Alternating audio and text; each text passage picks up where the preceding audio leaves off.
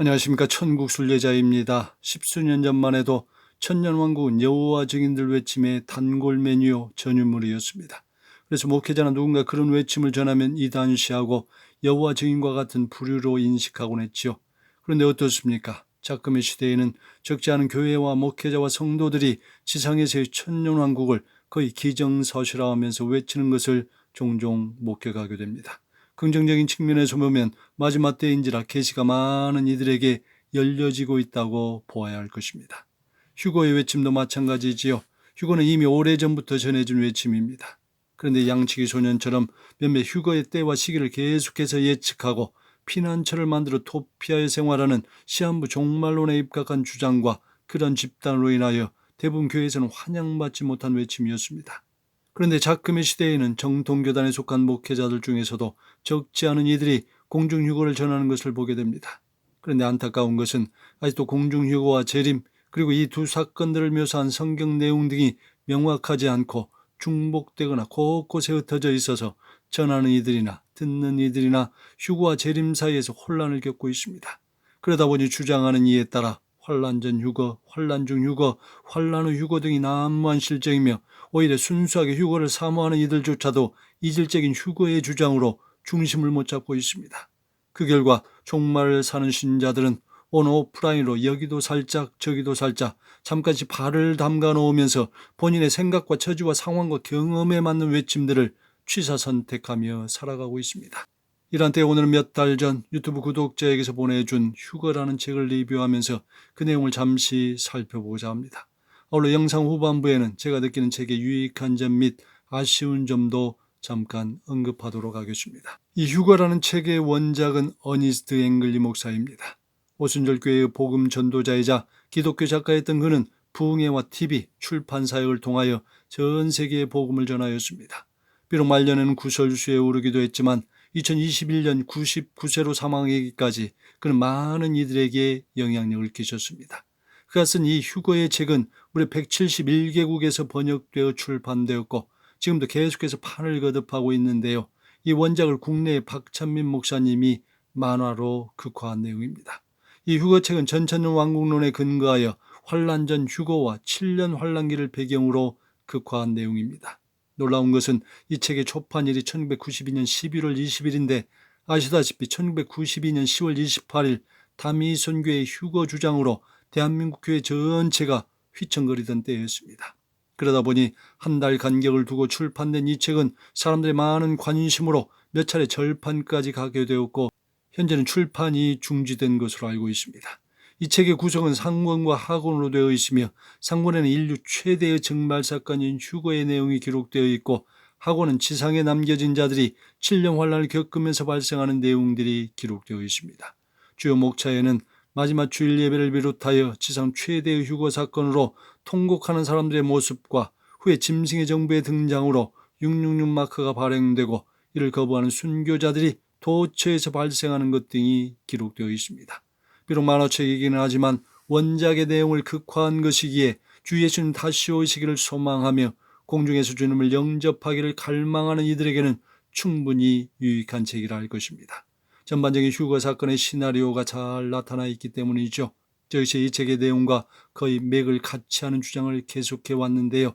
이에 책을 소지하고 있는 제가 여러분을 대신해서 간단하게 리뷰해 드리겠습니다. 책의 시작은 이렇습니다. 호예요 호예, 수백만 명이 동시에 실종된 충격적인 사건, 인류 역사상 최대의 신비로운 특정 사건 기사 속보입니다. 속보.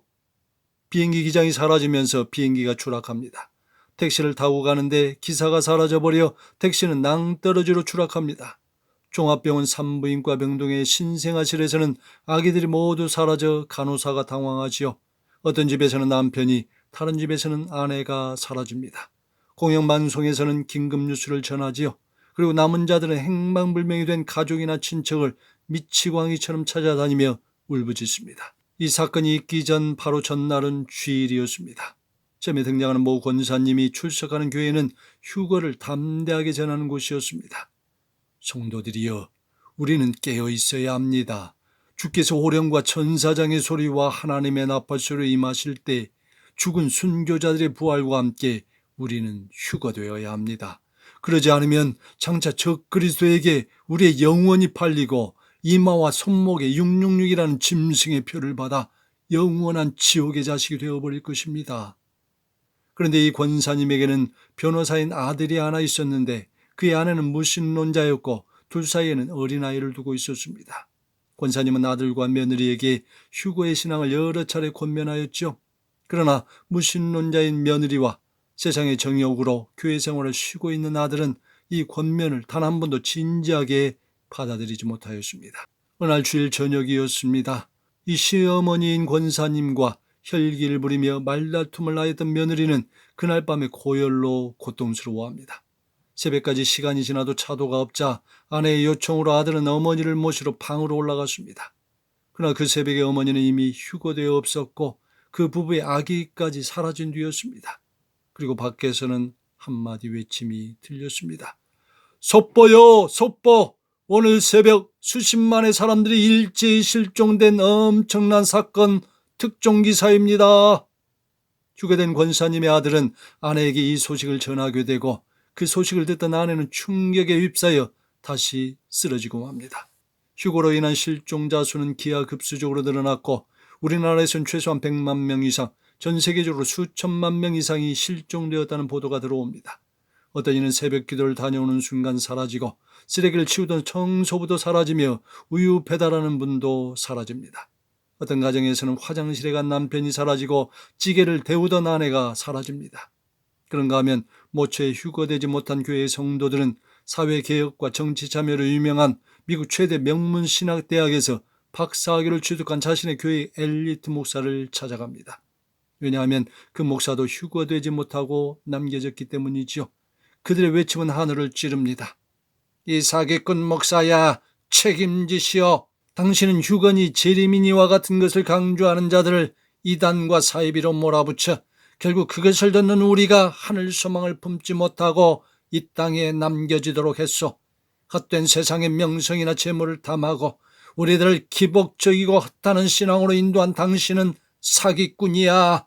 그동안 헌금한 돈 모두 돌려줘. 이후 적그리스도가 등장합니다. 적그리스도는 수천 년간 이어오던 아랍과 이스라엘의 적대 관계를 종식하고 놀라운 외교적 성과로 모든 세계 분쟁을 해결하며 통합국가의 대통령으로 등장하죠. 그리고 666표를 실행합니다. 이후 책서론에 등장하였던 모 권사님과 아기의 충격적인 휴거 사건으로 쓰러진 며느리를 위해 아들은 병원 진료를 준비합니다. 그러나 666표를 받기 전에는 병원의 진료는 받을 수 없었습니다. 그뿐이 아니었죠. 666표가 없이는 컵라면 하나도 살 수 없었고 666표 없이는 노점상에서조차 만두나 풀빵도 먹을 수 없었으며 버스나 택시도 탈 수 없었습니다. 결국 이 남자는 생사를 오가는 아내를 살리기 위하여 권사이신 어머니의 신앙유산을 지키지 못하고 666표를 받게 됩니다. 그리고 짐승의 표인 666을 받는 순간 그는 완전히 다른 사람이 되었습니다. 하나님을 모욕하고 자신의 어머니를 구식 할망구라고 정죄하면서 나는 자유인이다를 외치지요. 좀비 신앙인으로 전락해버린 것입니다. 그 긴급 뉴스가 보도됩니다. 러시아 및 아랍 동맹연합군들이 이스라엘 전격 침공함으로써 중동전쟁이 발생하는데 이 전쟁은 빠르게 세계대전으로 확산됩니다. 시간이 지나 검은색 말탄자의 형상이 나타나 전 세계 핵폭탄의 방사능 낙진과 기상이변으로 인한 극심한 가뭄이 지구촌을 휩싸게 됩니다. 이로 인하여 온통 거리마다 굶어 죽어 쓰러진 사람들이 넘쳐나고 시체 썩는 냄새가 도시를 진동하지요. 한편 서울 광화문에는 마귀의 동상이 세워지고 수많은 사람들이 그 동상을 신으로 경배하기까지 하지요. 그리고 666표를 안 받은 이들은 사정없이 사형장의 이슬로 사라집니다. 이후 각종 재앙들로 인하여 하늘과 땅과 바다는 온통 하나님의 심판이 가득하게 임하지요. 그럼에도 불구하고 사람들은 회개하기는커녕 성경 말씀처럼 더욱 완악해지고 오히려 하나님을 저주합니다. 그러나 이런 최후 고통스러운 순간에도 짐승의 표인 666표를 받지 않고 예수님을 배반하지 않는 소수의 사람들이 있었습니다. 오히려 그들은 천국의 소망을 품고 불의 몸이 불살라지면서까지 주님을 찬양하지요. 죄에서 자유를 얻게 함은 보혈의 능력 주의 보혈 시험을 이기는 승리되니 참 놀라운 능력이로다. 주의 보혈 능력이 또다. 주의 피 믿으오. 주의 보혈 그 어린 양의 매우 귀중한 피로다. 그러면서 책의 마지막은 베드로서 3장 8, 9절로 마무리됩니다. 하늘 소망을 품은 우리들에게 남겨진 과제는 베드로서 3장 9절의 말씀처럼 회개이며 거룩한 행실과 경건함으로 무장하면서 불신 영혼들을 위한 전도가 되는 것이지요. 이 책에 몇 가지 유익한 점이 있습니다. 그것은 이 만화의 전체적인 시간적 순서가 전통적인 7년 환란의 시나리오 관점으로 잘 쓰여졌다는 것입니다. 특히 7년 환란의 시나리오를 전하는 이들 중에는 이미 인이 떼어졌다고 말하면서 6째 인이 떼어지고 나서 공중휴거를 강조합니다. 그러나 이 책은 아직 인이 떼어지지 않았다는 전제하에 이기고 이기려고 하는 활을 가지고 흰말을 탄 적그리스도의 등장 전후로 인이 떼어진 것을 묘사하고 있습니다.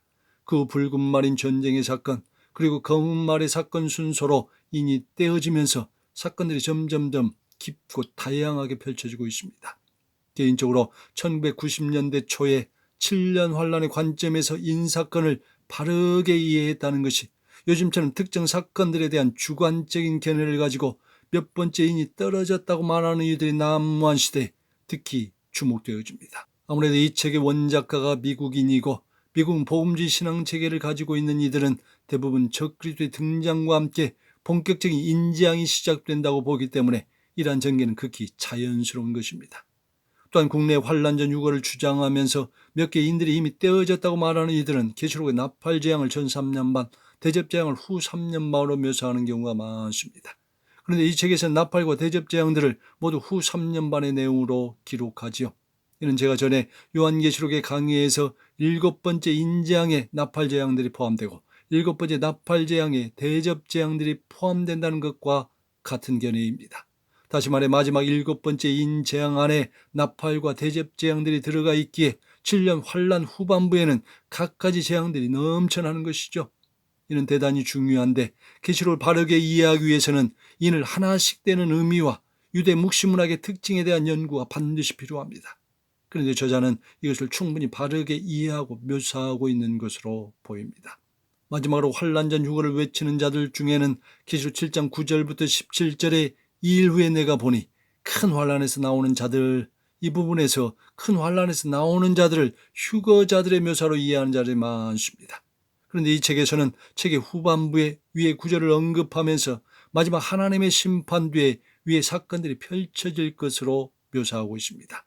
다시 말해 큰 환란에서 나오는 자들은 공중 휴거자들이 아닌 문자 그대로 환란을 통과하고 예수님의 지상재림에 참여하는 자들로 묘사되고 있다는 말씀입니다.